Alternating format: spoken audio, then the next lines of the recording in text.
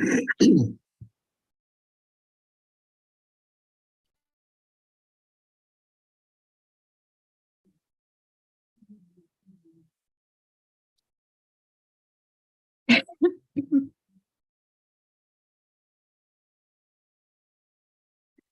everyone. Very happy to welcome you to our CETAPS Plus Cultures of the Future conversation in partnership with the JFKI Freie Universität Berlin. This was organized between myself and Tobias. And the title that we settled on is Utopian Openings and Closings, COVID and its aftermath. So this this conversation started already a few months ago, and Toby and I worked on what topics would be more relevant, more pressing. And we were really interested in thinking, in developing a utopian thinking that was grounded on ethics, that was grounded on current events, current necessities, current problems, but also about that very short hiatus during the first lockdown, when suddenly it seemed like a lot of things could change. So that is one of the openings. And then how afterwards that moment didn't really seem to come true. So that's what we want to discuss, how much of these openings and closings have taken place ever since the COVID pandemic started, and also what we can do now and what we can do in the future, having these in mind. Toby? You're muted.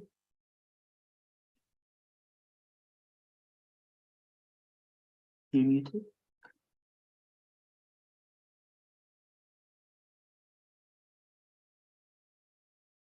Toby, we can't hear you. You need to unmute yourself. Here we go. There you go. Thank you. This always happens. This is part of the whole COVID, experience. So it's totally on point. Thank you for being performative. Exactly, totally on purpose. As a teachable moment, so to speak. No, I'm grateful for the invitation to participate in this conversation. I'm very happy to welcome Julia Gibson and Rhiannon Firth to this. In terms of, I think you've summed up kind of pretty well what we're interested in a very broad sense, and I think this conversation will get much more specific once we start talking to our guests. Should we move into, or should I say something about how this is going to be structured? So we're going to have, basically the idea is to have 2 rounds of conversations. We're going to start. I'm going to start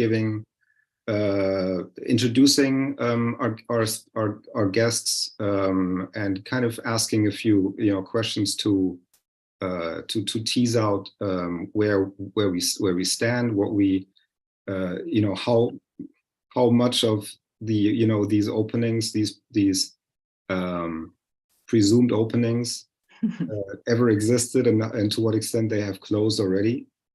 And then after that, there will be a chance for participants to ask questions via the YouTube chat function. Mm-hmm. Right? And then we'll go into a second round, and so at about and followed by a final kind of Q&A to everyone, right? And hopefully we'll be finished by 7 o'clock. So that means for the audience that you can basically ask questions at any point, and there will be 2 windows where we will attend to the questions. Exactly. Thank you so much. Right.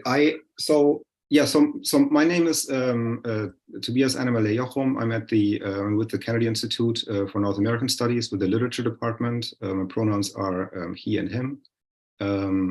My work and research is focused a lot on kind of the ethics of representation of trauma in contemporary narrative writing. And I stumbled into the utopia topic a little bit when things looked very dire, and I was conceptualizing an MA seminar. I insisted on finding, the hope in the darkness and looking for, theoretical, concepts and kind of approaches to, to move forward. I also felt like there was a certain saturation in the past maybe decades in dystopian, in a kind of dystopian imaginary as far as North American culture goes. And so I'm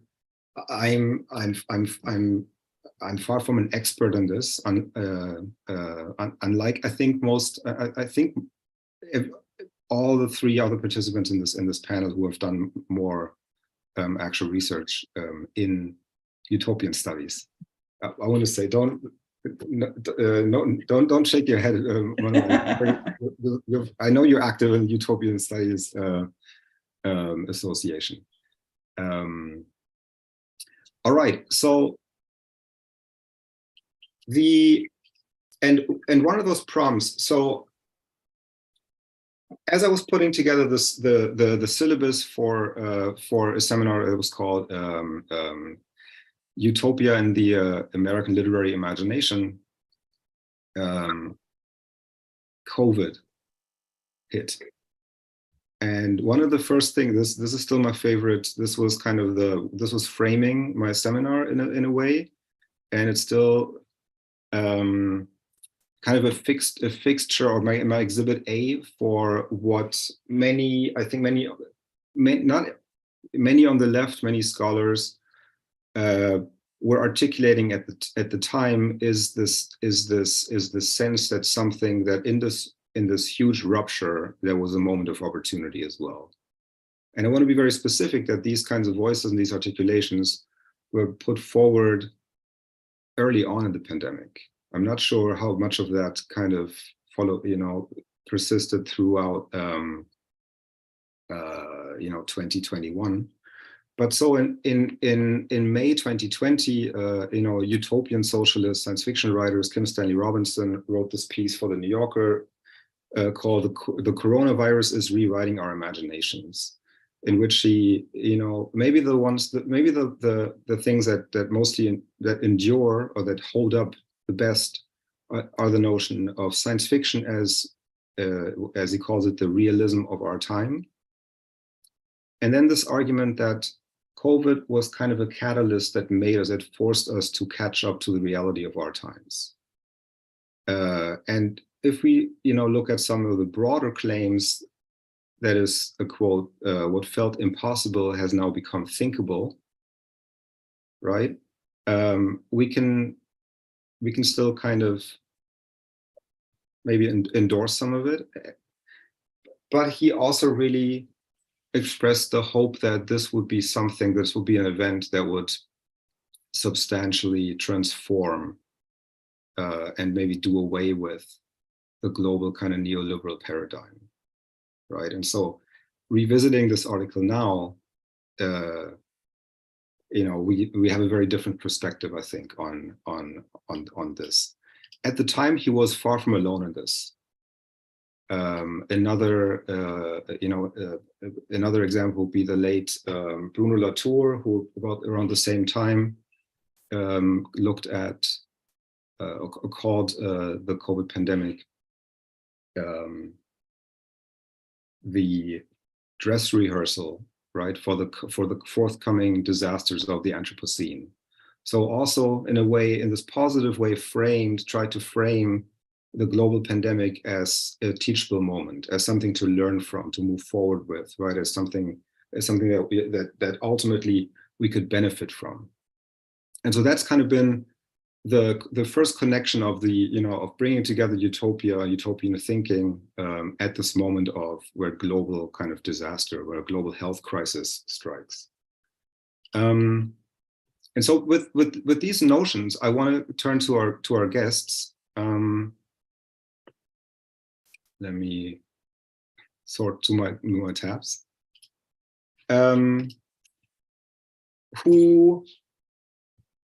Who both of them, I think, have in very distinct ways have researched and worked on utopian thinking, utopian politics in very critical ways, I think. And I would be interested in how, from their perspectives, when COVID first appeared, and we lived through this immense rupture of our everyday life. How that linked up to their previous kind of projects and bodies of and their scholarship. And this, of course, is the opportunity to kind of introduce them a little bit here. I'll start with Julia. Let me see. Julia Gibson is with the Environmental Studies Department of Antioch University, New England. And we decided, because to save some time, to not give the whole spiel of basically reading out loud her entire CV and her list of publications, which is impressive and interesting, and I encourage everyone to look up her profile. I want to highlight kind of the latest piece that is forthcoming with environmental science, I think.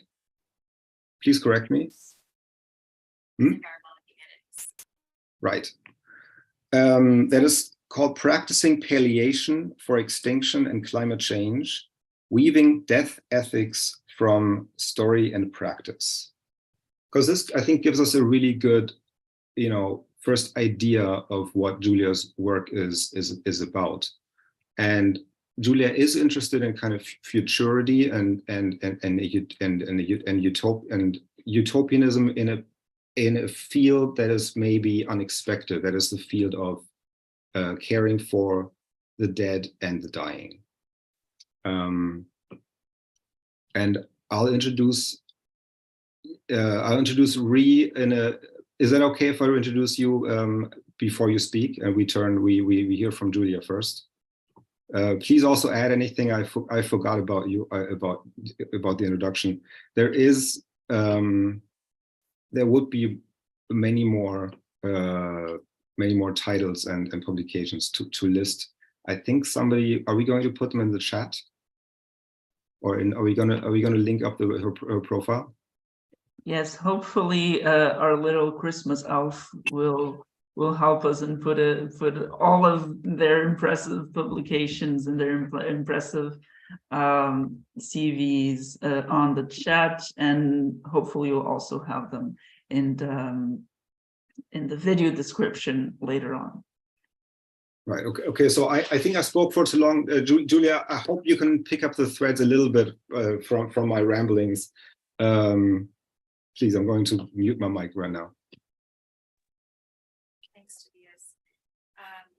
So my name's Julia, and I'm coming to you today from unceded land within the traditional territories of the Wappinger and Munsee Lenape peoples. I live here on my family's farm that I grew up on and around. And my connection to utopian studies is through apocalyptic and visionary fiction. I know we hear apocalypse and we think dystopian, but the connection through visionary fiction is so Walida Imarisha came up with this term, and she developed it in order to make a distinction between, mainstream science fiction and fantasy, and other genre fiction. So between those kinds of narratives and between fantastical writing that helps us understand existing power dynamics and imagine paths to creating more just futures, as opposed to just sort of grafting on existing power dynamics and injustices onto the futures, fictional or not, that we're imagining. And in particular, my interest has been in death ethics, and sort of in thinking about how the presence of the dead within our ethics, the dead and the dying, don't necessarily signal a dystopic occurrence. So for me professionally, personally, right, like the pandemic hits and, all hell breaks loose in many different ways. So it's not like I'm just sitting at home being like, death, and not like feeling a lot of things about that. But, I was going to say, once I've settled in, have I settled in? Who knows? And I very much think that this is an ongoing thing. Like, we're not on the other side of anything. And it'll probably be in retrospect that we're able to sort of work out different stages of this event. And also an insight sort of from apocalyptic studies is thinking about how that term, what it means is like revelation, right? Like it's a revealing, as opposed to sort of, I don't know, like just a rupture, right? That there's something being revealed. So I think that's an important aspect of what felt like potential with the pandemic, is that it felt like there were opportunities to envision and felt like things were being revealed. And professionally, I thought that maybe the dead would be able to be more closely integrated into our ethics in ways that are holistic. So the term palliation that I've been thinking about is how to think about how to give good or at least better deaths to those dying under conditions of injustice. And that especially in the environmental studies arena where I operate a lot, has been a really overlooked aspect of what it means to be a responsible ethical agent.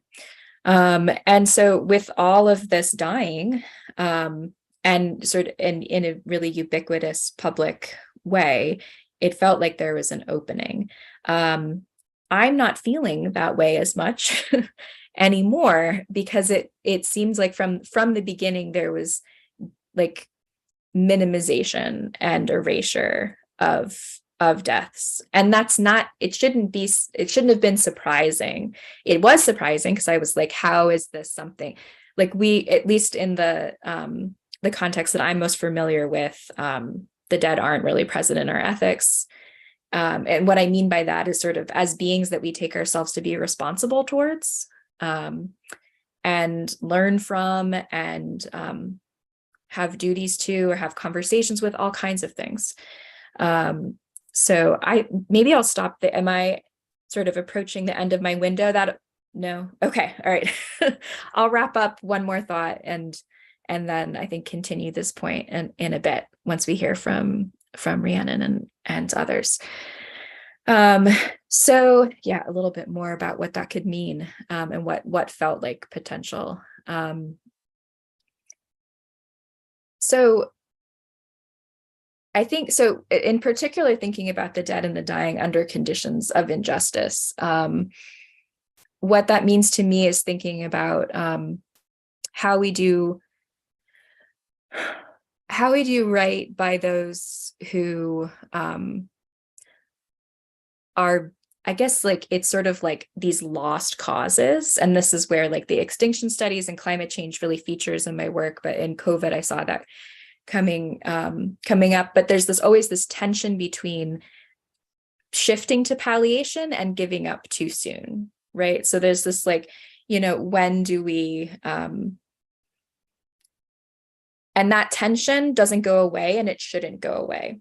So I think I'll end on that point for now, which is that what I saw playing out in the pandemic in similar ways to thinking about extinction or restoration is this idea of the danger of giving up too soon and sort of accepting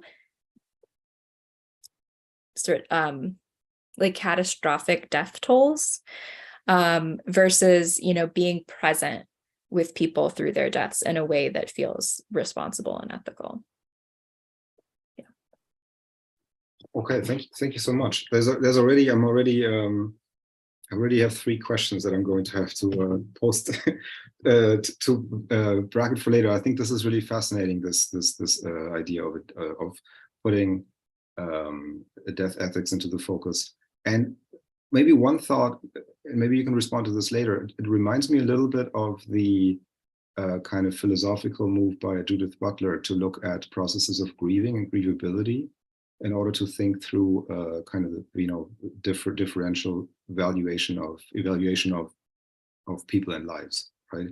So that structurally, that seems to me to be a similar kind of move. Yes, let's come back to Okay. that. Okay. Rhiannon Firth, same thing.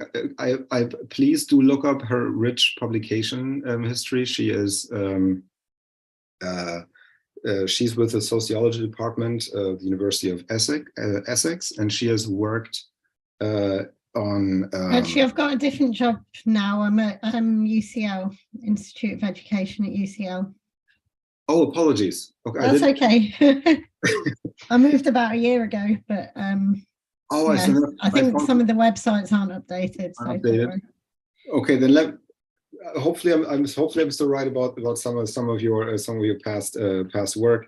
You are focused on kind of radical pedagogy and anarchist utopias and utopias as anarchism as prefigurative politics, along with anti-authoritarian kind of social movements, right? And so one book or a couple of publications I do want to highlight is Utopian Politics in 2012. Let me see if I have the Citizens in Practice with Routledge, 2012. In 2020, together with John Preston, Coronavirus, Class and Mutual Aid in the UK. And then most recently out this year with Pluto Press, Disaster, Anarchy, Mutual Aid and Radical Action. And before I talk myself into a knot, I just pass the baton to Rhi. Yeah, hello. So I'm Rhiannon Firth. I use she, her pronouns. I live in London. So I'm here in my flat in London at the moment. I grew up in Leicester in the UK. And I work at the University of UCL, as I just said. So I've got this fantastic job at the moment teaching MA modules in gender, sexuality and education and sociology of education, the sort of really critical, interesting master's modules. So I'm really enjoying that at the moment. My background in utopianism is I did my PhD on intentional communities, and I guess what I've always been interested in is how to live a sort of ethical and environmental sort of life in the present, in this kind of authoritarian and abusive society that we live in, how to sort of make space to live well, I suppose. I've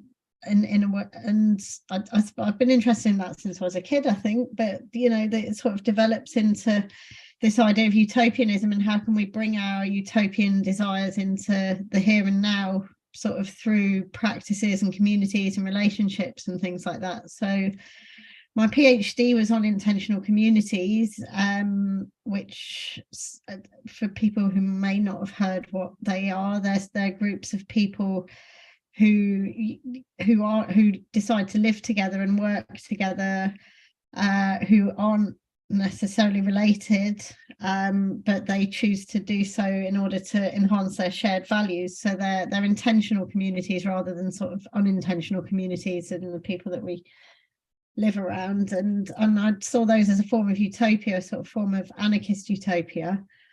So some of them are inspired by anarchy, some aren't. So also I tend to do, and then after that, I sort of, those communities I think are really, really interesting, seeing how people seek to put their desires and values and so on into practice and to live sort of self-managed, sustainable lifestyles quite successfully often.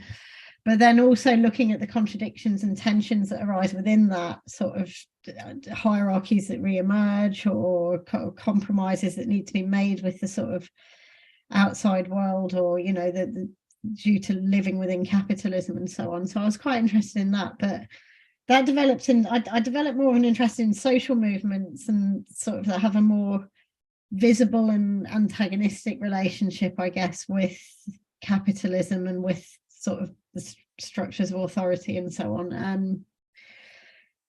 And then, so I developed this interest in social movements and social movement pedagogies, and sort of what do social movements prefigure, and what do people learn within social movements, and how do people develop their values and their desires and their utopias and negotiate those with each other within social movements. And then then I sort of got invited to do the Disaster Anarchy book that I just wrote, which I think is probably the most, well, the story is that I was asked to go to New York as part of a funded project,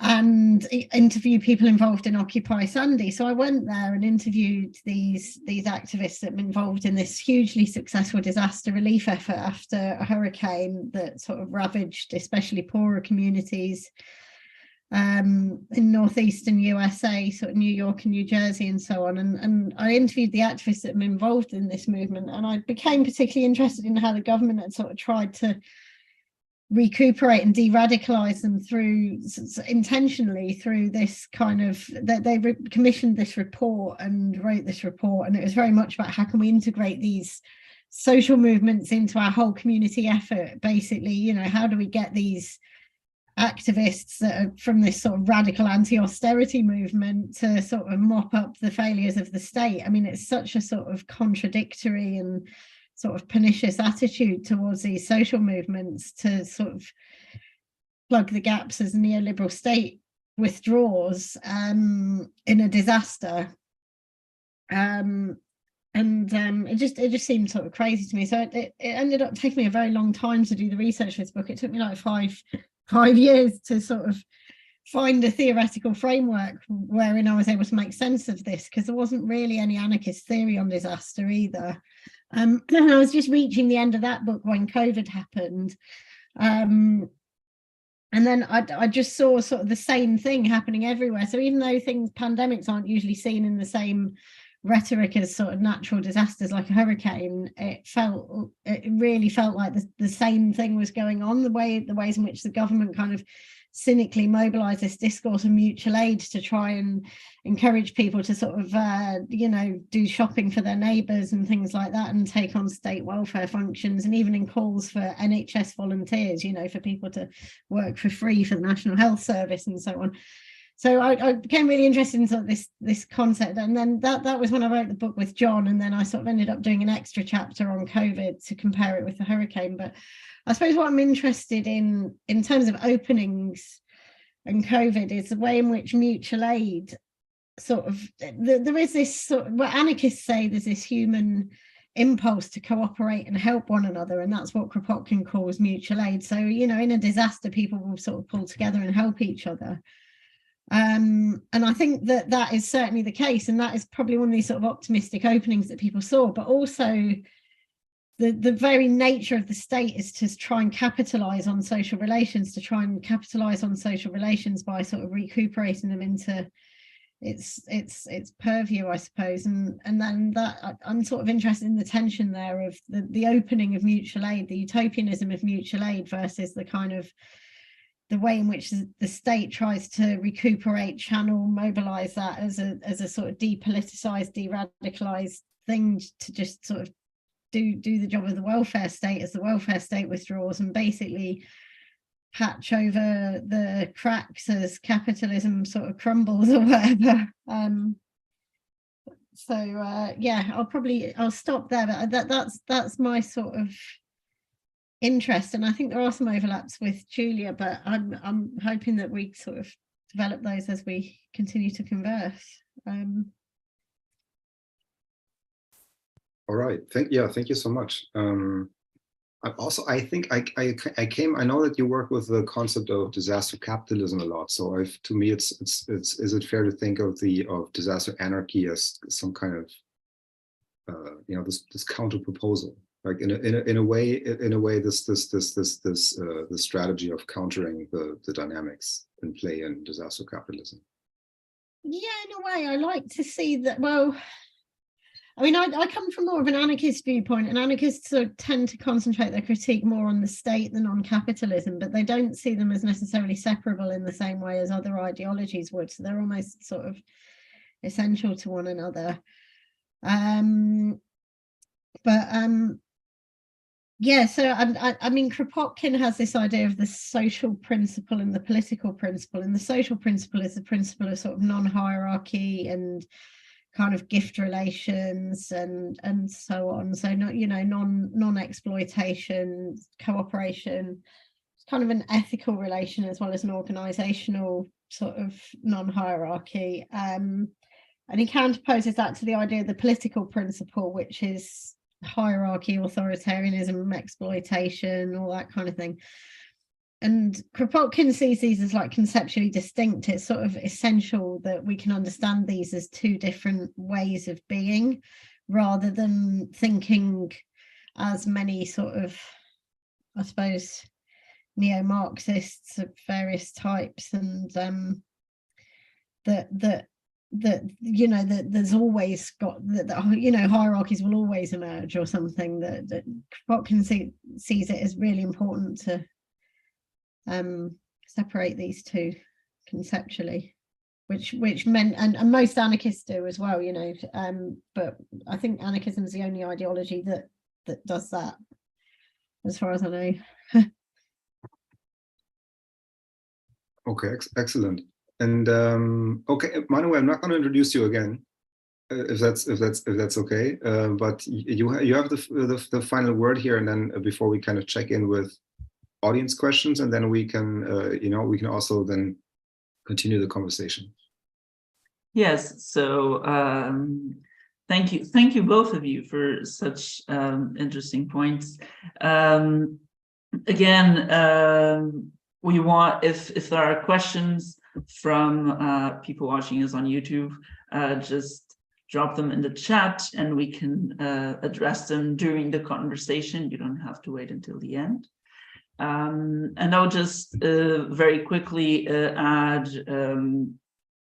something about myself that I didn't say at the beginning. So I am a queer white person from a privileged middle class background. I was born and raised in Portugal, in the Santa Maria da Feira of Var region, and that is where as far as we know, my family has been for at least 300 years. And I acknowledge the role of colonialism that Portugal has played. And currently I'm in Italy, I'm in Ferrara, and there's also another different but still existent history of colonialism that I think is important that we recognize and we learn to tackle. I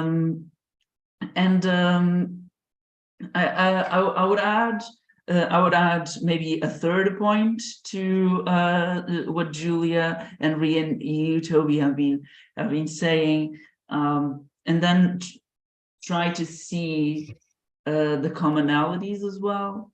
So something that really struck me in the early days of the pandemic was this idea that suddenly oil consumption would go down, and that this could lead us into a different environmental paradigm. I remember Justin Trudeau speaking about a green recovery. But in fact, so that will be one of the openings. I'm also very skeptical, but it's always nice to see that these things could have happened. That there was this moment when things seemed like they could change, be that for the way that we deal and that we integrate death, be that the way that we cooperate, that we aid each other. So there was this moment when it seemed like these things they could have happened. It was very nice. We were all cheering for health workers. And then how very quickly this all went backwards, and I think it came back with a vengeance in terms of the oil consumption. It suddenly hit a new unexpected peak, and as soon as possible.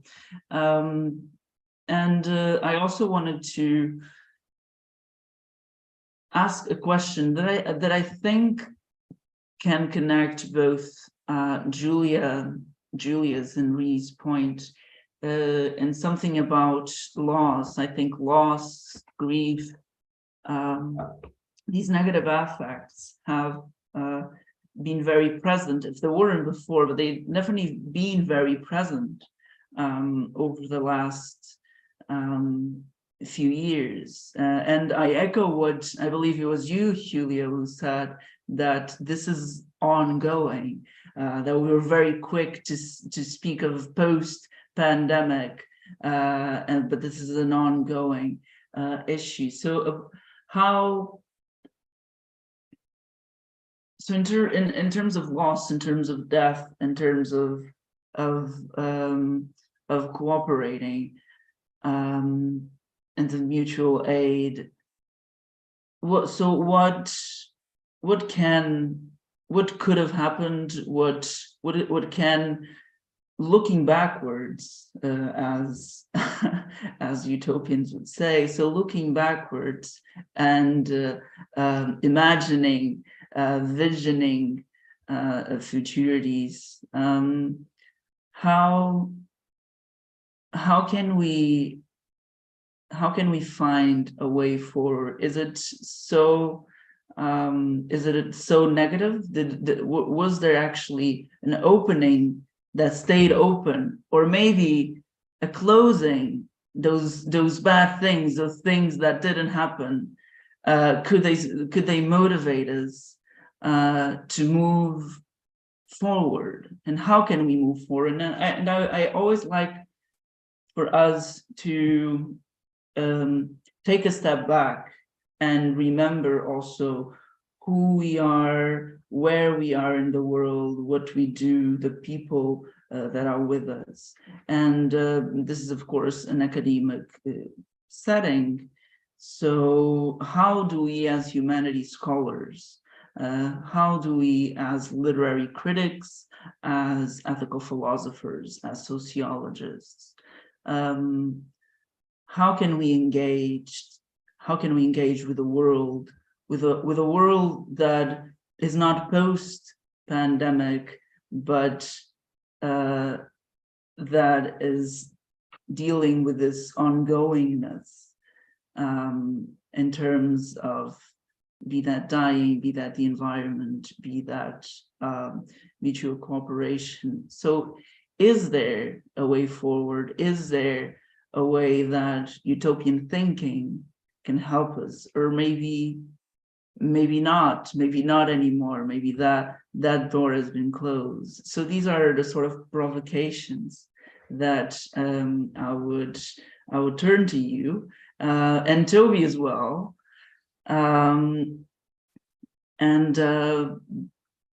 does anyone want to go first?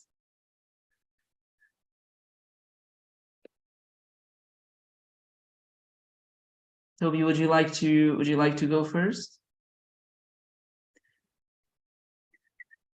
I was going to add to the question. I mean, the paradox seems to be that we are in an ongoing pandemic situation, and the question of how do we move forward, while at the same time people already are moving past the pandemic, right? I think I saw, sorry to bring up just a Twitter meme, but I think I saw somebody posted on Twitter. I think it was a guy who posted, strange to see the incidence rate spike again, even though we've already tried everything, literally from trying to forget the pandemic to denying that it ever happened. We're really in this moment where there is, I mean, in Germany, like Germany has been the final. I think one of the last countries that still have mask mandates on public transportation. Now the first state has done away with that, like in the middle of winter. So the question is really like what we're in this limbo of post, not post. I'd like to hear more, for instance, specifically maybe about our relationship to the dead and the dying, and to ask whether or not that has changed. And one of the follow-up questions I would have to Julia is, you talk about death and death and dying under conditions of injustice, and it seems to me that part of this I'll put in part of this opening for some kind of transformation was the moment where that, yeah, I stick with Butler, I guess, where kind of ungrievability of the death and the dying seemed to move to affect the general privileged public middle class population. And if we remember the images of mass graves in Central Park, right? This was a visibility of unnatural deaths that we in the industrialized North, and there like that a specific citizenry that is marked as kind of middle class was not used to. And so my question would be, how does that account for in your work, and as soon as kind of those ghastly images passed, right, and we're not present anymore, is there something, I don't know, to hold on to? Is there something that has changed, or are we back at at square one, so to speak? Sorry, this is less. This is just. I hope this is just. I hope this will kind of also like garner conversation and discussion among all of us. Also read. Like, I think at this point we're in the second half of the conversation. We can all just chime in. There's not necessarily a sequence at this point, but this is obviously specifically for Julia to respond to. Yeah, there's so many points to respond to. I think my first thought with grief is that it's very easy in the pandemic context and in climate change context alike, for the grief of the survivors or of the living. I guess not everyone is a survivor. It could also be like a guilty form of grief to sort of dominate the affective discourse. And it's not that that grief doesn't matter, and I'll get back to that, but I just want to make clear that like palliative ethics are about the dying, and then for me they pair with like remembrance ethics for the dead, and they're like towards the dead, right? They're attending to the dead and the dying and what we owe to them. And so I just having some like more space for that felt promising. And I don't think that I think the dying and the dead have certainly been like, we just don't see them the way that we had been. And yeah, maybe I'll return to that in a sec. I agree with you that that sort of visibility has really gone down, and there are pros and cons to that. But on the other side of things, practicing palliation and practicing remembrance are work, and they are not easy work. And so it's sort of like, I mean, it can be an invisible form of labor that both individually and societally that we're like, sort of, unless we're in the deepest form of denial, like all participating in, and it's exhausting. And it's not work that you automatically know how to do. And so it's frustrating and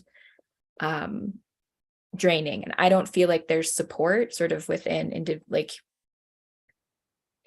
families or, you know, smaller scale communities, but also societally for that kind of work in general. And so the pandemic sort of revealed in the way that apocalypse can do, like in a particularly pointed way, the fact that there's not support for this kind of labor. And sort of on a professional level, you can see that in like the burnout of like healthcare workers and things like that, and how extreme and like scary that is right now for folks in that line of work to be this tapped out. But just sort of, you know, recognizing both that it is labor, but also that it you know, for me, I think palliation should be about the dead. And so it's like recognizing both who's doing it and who it's for. And not, I guess I'm sort of like a grief is important, but it's not the whole picture. And mourning, so like for remembrance, for like death ethics oriented towards the dead, grief is and mourning are part of remembrance, but they're not the whole picture there. And I think so often death ethics becomes about people who are not dying and dead. You know, it gets like shrunk to like how we feel about it. Which again, not unimportant, but it's like so far from the whole picture. But I sort of feel like we've even lost a bit of that, like where it's like, there's not, I think initially there was more room for, you know, talking about how this level of like death makes us feel. And now it's sort of like, we're expected to get back to normal and like normalize sort of just living with that. And that's, I think I'll just put a little caveat on there that obviously there are many people who have already been living with this quality and quantity of death before the pandemic hit. So it's new to some of us. It's not new to all of us. Just as a very quick follow-up, is it that, do you understand the kind of the opening then here, that where it became kind of revealed how much of a need for a death ethics in the sense we have in the moment in which more people were really had to face the specter or the reality of not being able to be with loved ones who were dying, right? Yeah, and that, I mean, that is, I think depending on the context and circumstances, we could call that an injustice, but we can certainly call it harmful at the very least. The cat has just gotten my water, so now I have no more water for the duration of the talk. Sorry.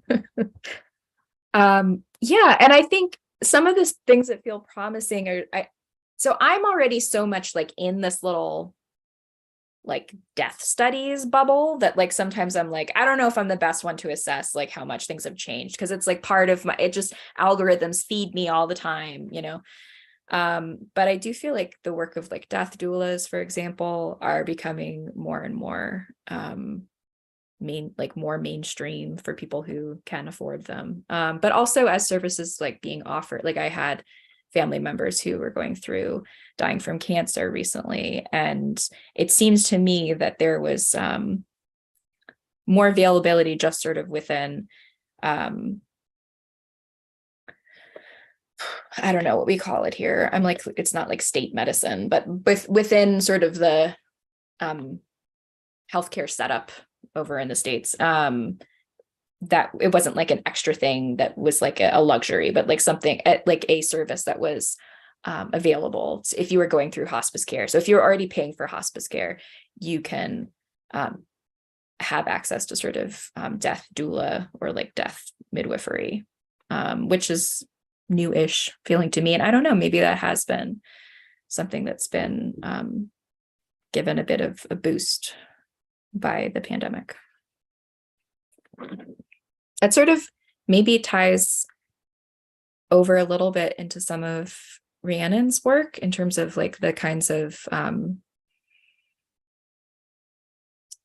just like structures communally and socially that maybe have had open, like I'd be interested to see if you're seeing sort of similar kinds of things of different kinds of support and services available like after the onset of the pandemic.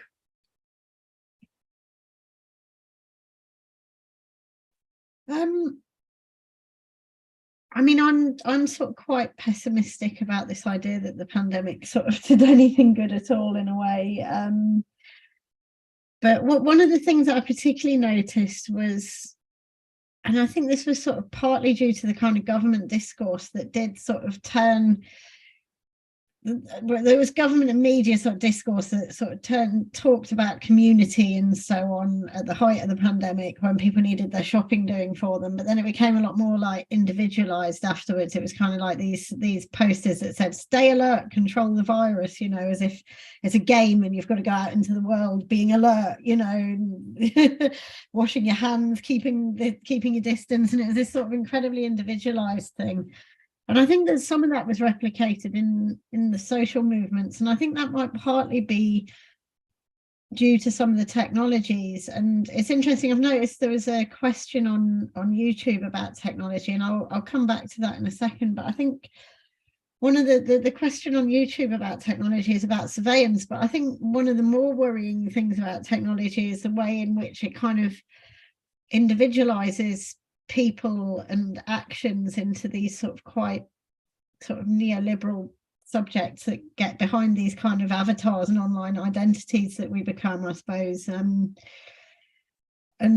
I just think, I'm not sure why it is, but after Hurricane Sandy, they marshaled these enormous amounts of donations and money from sort of all around the world, and some of that was spent on goods, and they used like the Amazon.com gift registry, and they got goods like blankets and things like that. So this is a technology that's normally used for like wedding lists for people to, you know, tell their guests what they want bought for their wedding. But Occupy Sandy would, you know, putting dehumidifiers, blankets, torches, you know, emergency equipment, and people all around the world could just do a one-click thing and order donations for people affected by the hurricane. And it was amazing. But also they mobilized a huge amount of money, and most of the money went towards sort of longer term infrastructure and projects like cooperatives. And then they had this Sandy Storylines, which was a sort of oral histories of the hurricane, so it wouldn't be forgotten, and sort of about how people and communities have been affected.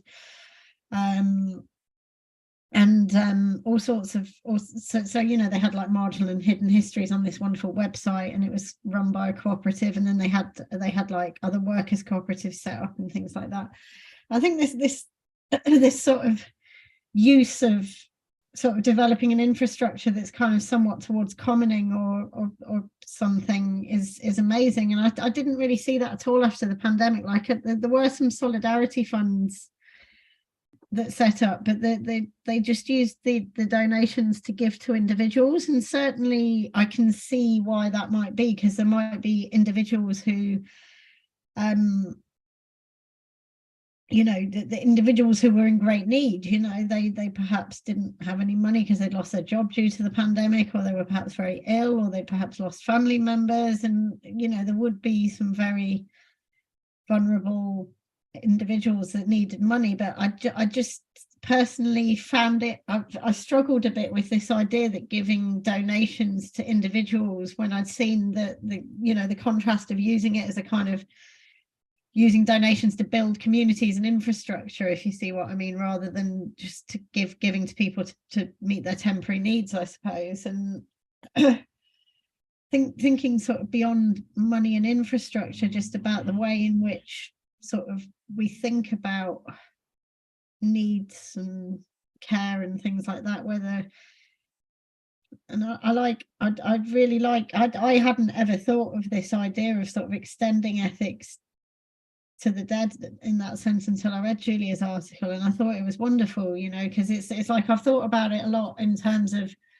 the, you know, the environment. So, you know, does it have to be a human-centered thing? Does this sort of ethics of care and responsibility and whatever, you know, have to be merely human? And I've always thought no, and I've thought of it as being something that ought to, you know, community, it's been something that ought to be built with the landscape, I guess, as well. And I'm really enjoying reading Tim Waterman's book at the moment, Landscape of Utopia. I'm only sort of about a quarter of the way through, but I'm really enjoying that at the moment. I'm not quite sure what I'm saying. I'm just thinking about the way in which sort of care and responsibility and things flows through people and communities and things like that, and then even extending it towards the dead, I guess, is something I'd never thought about. So it kind of blew my mind reading that. But yeah, and I think there's sort of something to be said there in terms of what would a social movement strategy that does this look like, in a sense, you know, in the way that there's a sort of spectrum of giving money to individuals and as opposed to using money to create cooperatives. I suppose in a practical sense, what might a social movement in a disaster situation as well sort of look like that extended even further than just trying to build community in a sort of humanistic sense, but in more of a kind of deep ecological sense, and also towards the dead and the dying, I suppose. Yeah, and that's something I've been trying to think about and imagine. And which is, I guess, a really utopian activity, but I've not got very far with visioning that yet. So I'd be interested in what other people might think.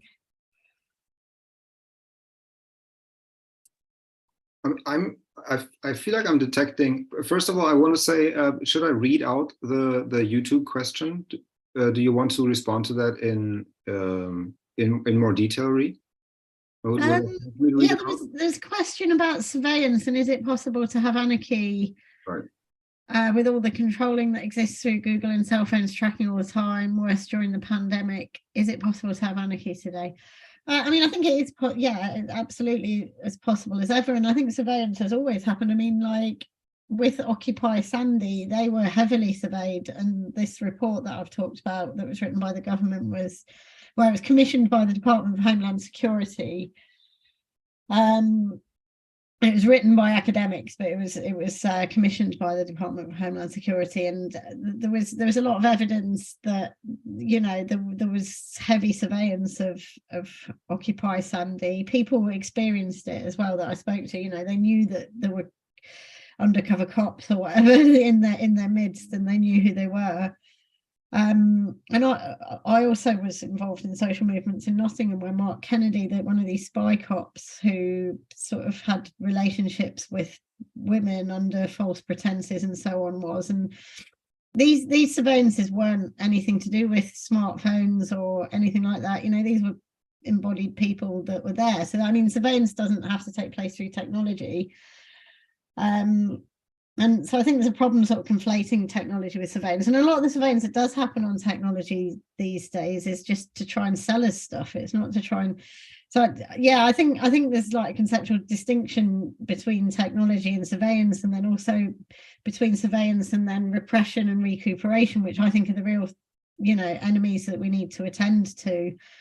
Or, you know, the state will decide what action is socially useful to it, and it will attempt to recuperate and de-radicalize that into a kind of its own ideology. Or it will sort of violently repress, and then that repression is always racialized and so on. So yeah, I mean, I think the real enemies we need to attend to wherever we are sort of recuperation and repression. And, you know, we're all sitting here on this Zoom call, and I do worry about being this sort of public person that talks about anarchy or something, but I don't worry too much. I mean, because I'm white and I'm a university lecturer and so on. So yeah, I'm not quite sure what I'm gibbering about there, but I mean, I don't see any difference between technological surveillance and just, you know, everyday, or, you know, I don't know what you'd call the other type. I just think it's sort of having an ethics towards solidarity with those things that are sort of securitized against in this kind of dynamic I'm talking about, things that are repressed and people. Yeah, I'm gibbering now, but I'm trying to sort of, yeah. I would say to Ree first, because this was something that it never crossed my mind before talking to you and reading your work. This idea that during and after, I mean after the beginning, not after as in now that it's done, the pandemic, these mutual aid and these movements of solidarity, they were presented, and I took it at face value as this very good thing, but suddenly I realized what she said about it being they having been de-radicalized and reappropriated by the neoliberal state, right? And so I wonder, is this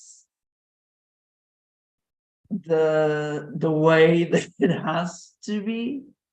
What is there a way around it? Is there a way to re-radicalize, to again decommodify solidarity and to decommodify mutual aid, and to actually go back to I don't know if you'd call it the basics, but go back to what actually really matters, which I think is each other in a very genuine way.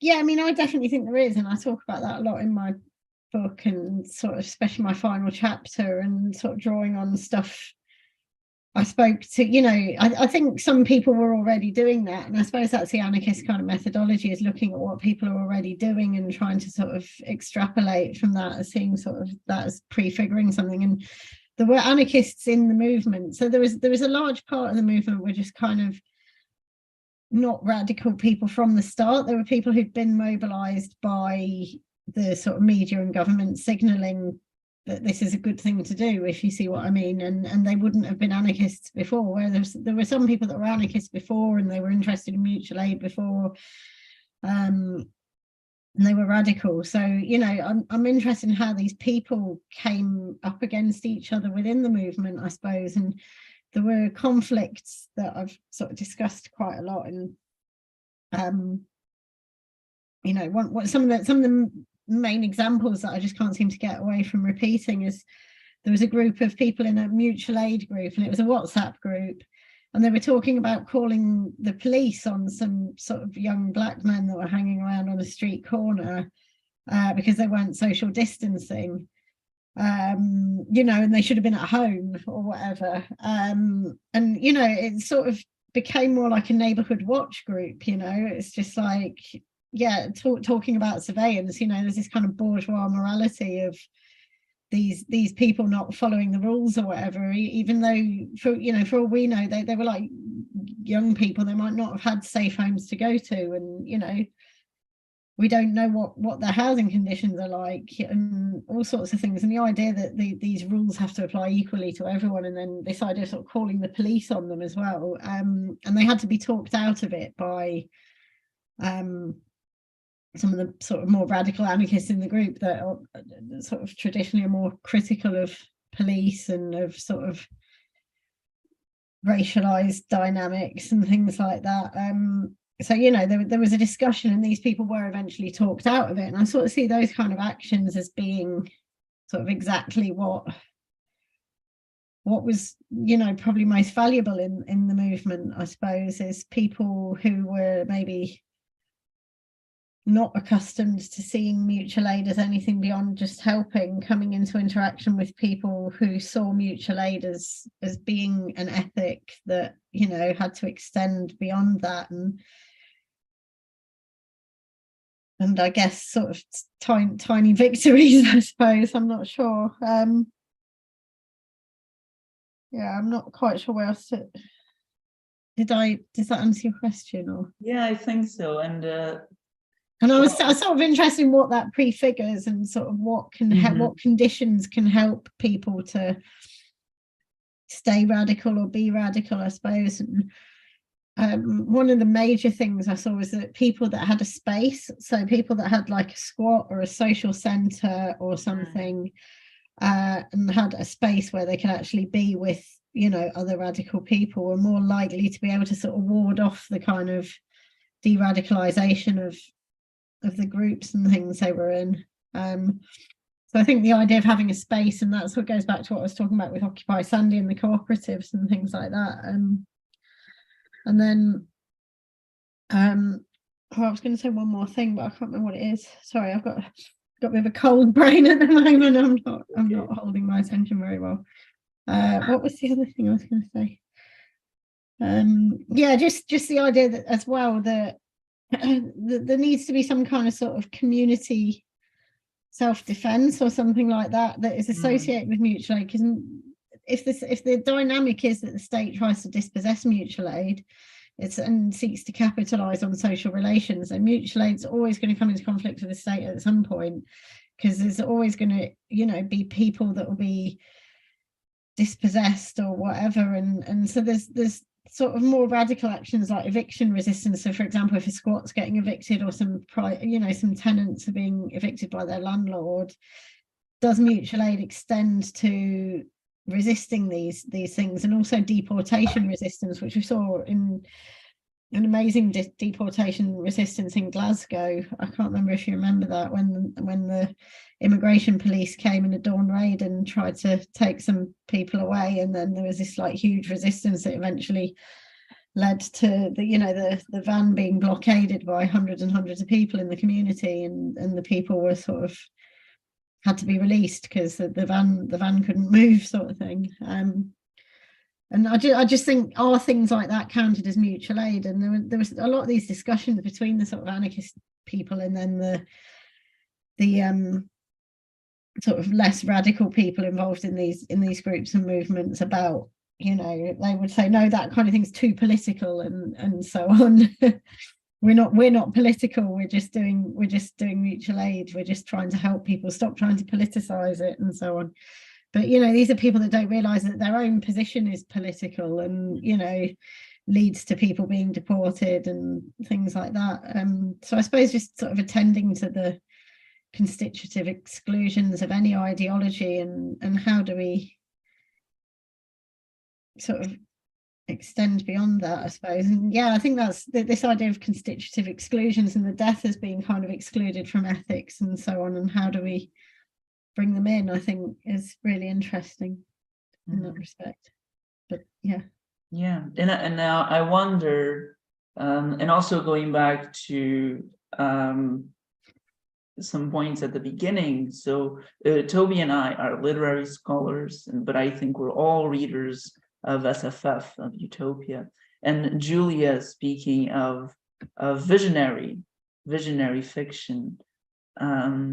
So I wonder, does the utopian imagination, and Julia, if you want to expand on the visionary,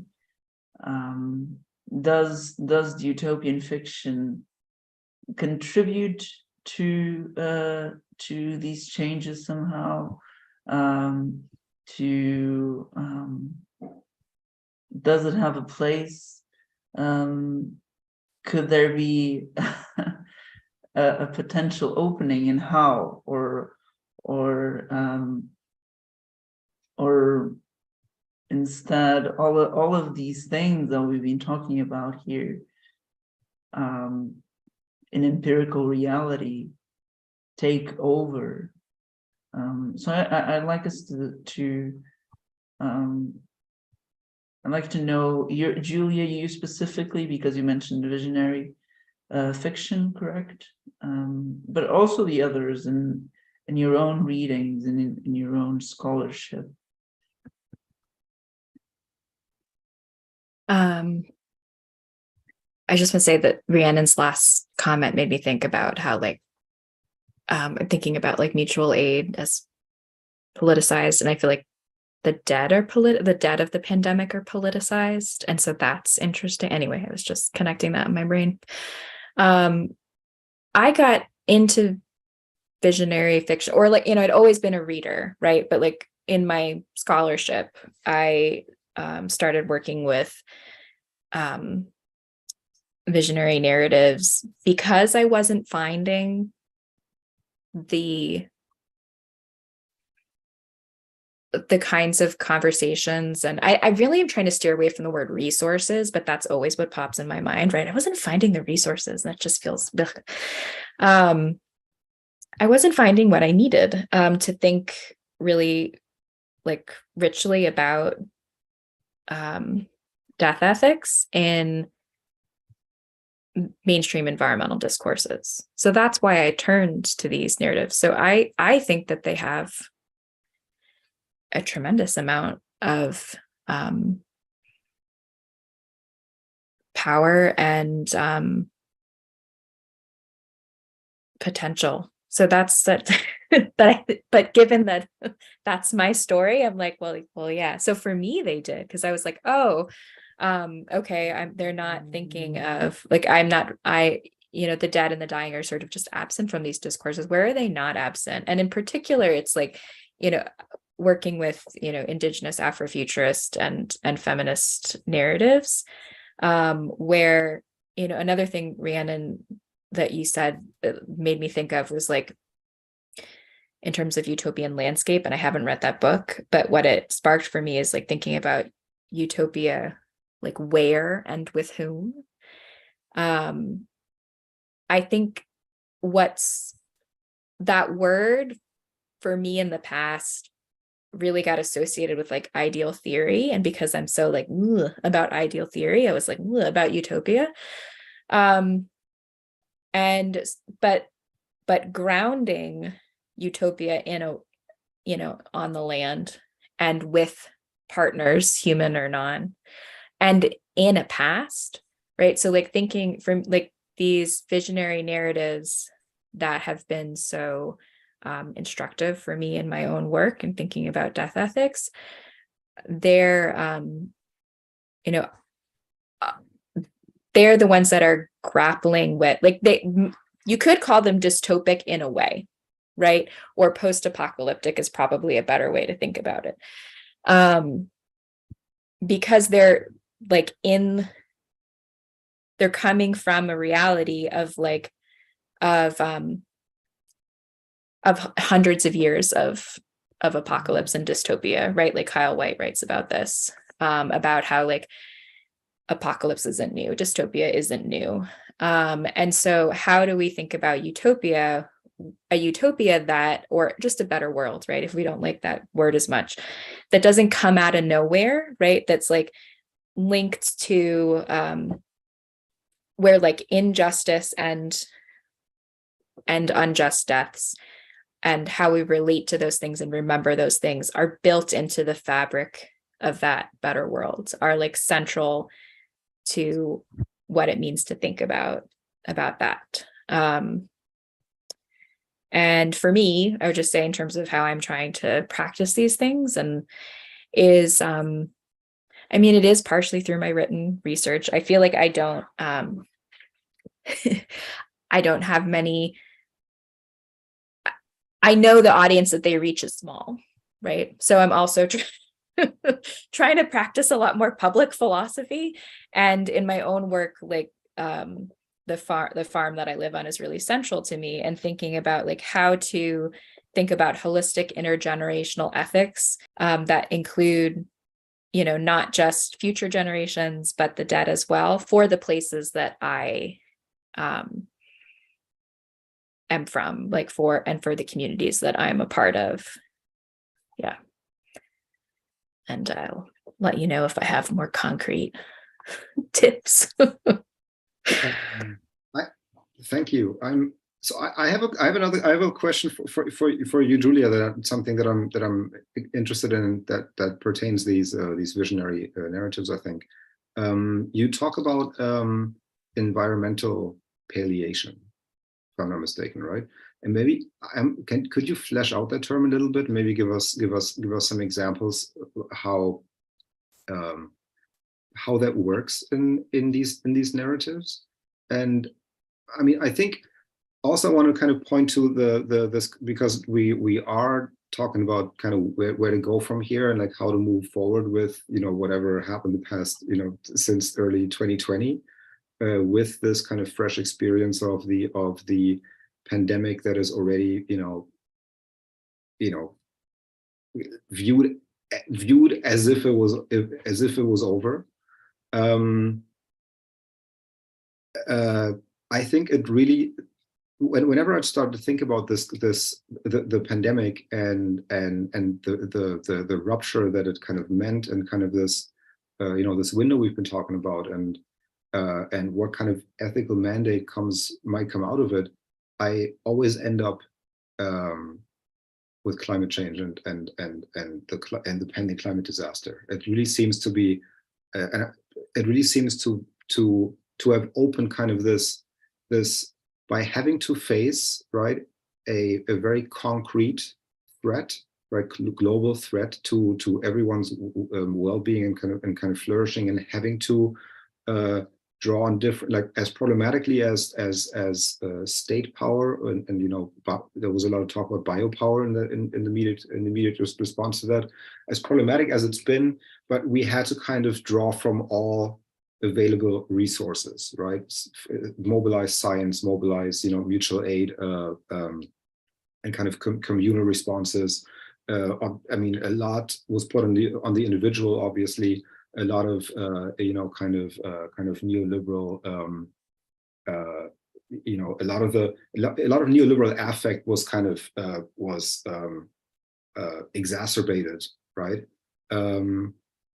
And so now the next, you know, the next impending challenge, I think, obviously, right, globally speaking, would be climate change. So that's why I'm interested in really kind of understanding what palliation, what role palliation here can kind of play.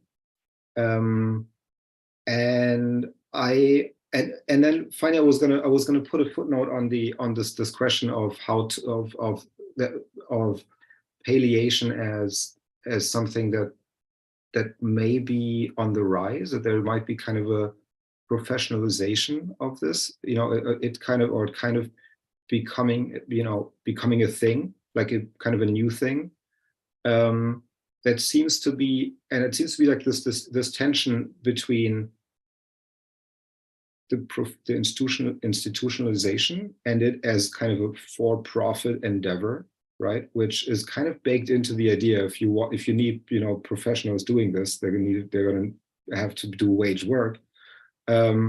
but that seems to stand in tension with the idea of having that organized in a cooperative, communal kind of way, right? So I think there's the need for this, and it's counterintuitive to welcome this as a new profession, because there's all this these misgivings about, okay, this is just an opportunistic, money grab, and at the same time, we need this to be appreciated and monetized as well, right? As long as we still live in the world as it is. Yeah, but I'm really interested in the notion of environmental palliation.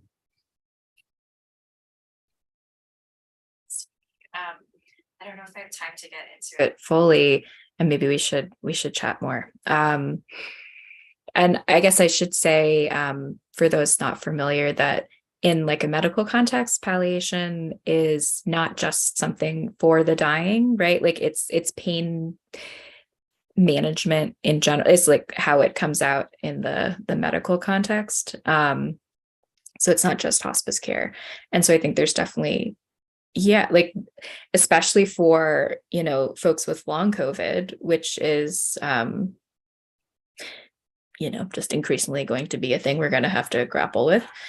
It seems like palliation, like palliative ethics for COVID is highly relevant. And I really appreciate the sort of the way that you connect, like that is the perfect connection, I think, between what Rhiannon's talking about and what I'm talking about is that what you've just sort of teased out about how do we compensate people for their work, but also not sort of have it co-opted into this, I don't know, corporatized structure or something. But I'm trying to think of a way to just touch on environmental palliation and close, have the music play out for me. And I think what I'll say is, it's a practice that I'm thinking of on levels from individual beings to, populations, ecosystems, et cetera. And some of the things I think about on all of those different levels are, there is the sort of traditional element of the management of pain and suffering, which we see in sort of a biomedical context. And I don't think, I'm not sort of thinking about that just in the way of like sentience. I think there's other kinds of suffering we can be thinking about. I think acknowledging the dying, right, is a big part of how you attend to someone who's dying or a community who's dying. It's just having, and it's not just sort of an individual acknowledgement, but a public one, which is why I feel discouraged about about the ways that's not happening with COVID, is this, a public, large scale acknowledgement, sort of, we can all get on the same page about the fact that this is happening. Troubles me, because that's a big part of palliation, is just being like, yes, you're dying, and in the cases I'm thinking of, and this is unjust that this is happening. But also thinking, since I practice relational ethics, it has to do with, attending to the relationships of the dying. So, assuring the recipient that their relations, either, in an environmental context, like their partners in the habitat or the ecosystem, right, that like their absence, that of course it's going to be missed, but like that their partners will be taken care of, right, that their ecological partners are taken care of after their passing, and that their relationships with those partners are maintained, like once they've transitioned into death. So those are some of the things I'm thinking about there. And the narratives that I explore our, just cover all different levels of that work, from really individual, really intimate, to, on those like larger habitat or ecosystem or species levels. Yeah. And I just thank you for this space. I'm excited to keep talking. Thank you so much, Julia. So we're running out of time now, so I'd like to give Ree the opportunity to share your final thoughts, and then we can, Toby and I can bring it all together. Hopefully something will be coming, is in the way, is coming out of this. Yeah, Ree, anything to add? Yeah, I mean, I think the most interesting thing that's come out of the conversation for me was when sort of Julia phrased it as utopia with who, who do we have this utopia with? We can see that the world around us is fragmented and commodified and alienated and so on. And, if we're sort of imagining a less alienated,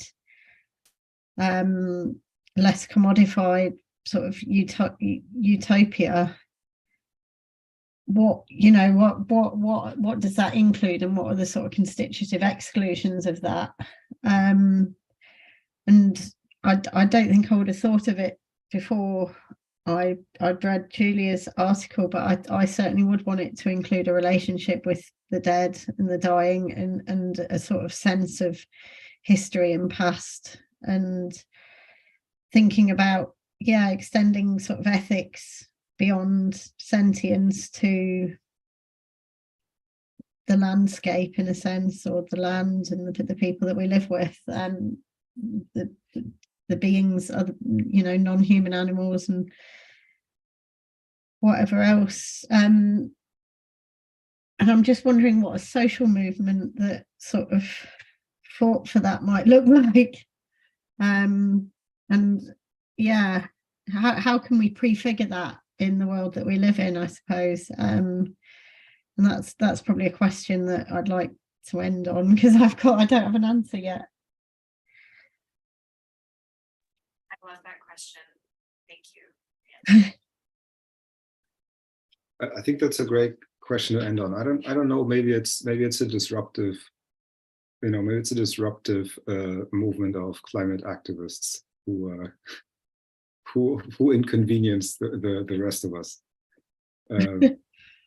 I'm not sure if that's right, though, because that's not sort of prefiguring the kind of ethical relations that we're looking towards, in a way. And I think some of the intentional communities are probably the closest that I've probably been to for this kind of thing that we're looking at. People that live and work together for entire lifetimes. And one of the intentional communities I visited did have its own graveyard, and that was very important to them, that they were able to, and it was very difficult for them to have that land consecrated, I think, but it was something that was really important to them, and certainly there's a lot of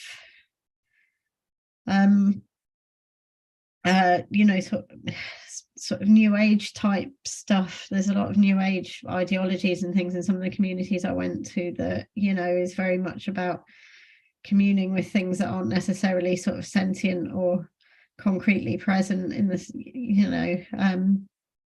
so yeah, probably something in the intentional communities movement. But again, that sort of brings me back to that contradiction that they're quite sort of apart from society, in a sense, the sort of mainstream. But when you start to come into conflict with in more sort of urban centres or something like that, with forms of surveillance and repression and things like that, it just becomes more difficult, I suppose. Anyway, blethering away. But yeah, I'd like to know what a social movement towards some of this would do. Thank you so much. Thank you to Toby, to Julia, to Ree, also to Inês, who is being our tech wizard behind the scenes. So thank you so much. I loved having this conversation with you. I think this is the start of a conversation that I really hope we can continue. And this is something that we at CETAPS are trying to do in partnership and conversation with other people, with other universities, with other perspectives, and really think about our role as humanities scholars in the world. So I'm gonna give Toby the last word on this, and then I think it's time for us to wrap up. So thank you so much. No last word. I think to me, let's break down utopianism to, you know, something concrete and what, you know, I hate to bring in Ernst Bloch at this point, but Ernst Bloch used to call educated hope that I think we're basically condemned to, you know, if we don't want to just stick our head in the sand. Thank you so much for the invitation and for participating, to our guests, to again, to Ines, and good night, everyone.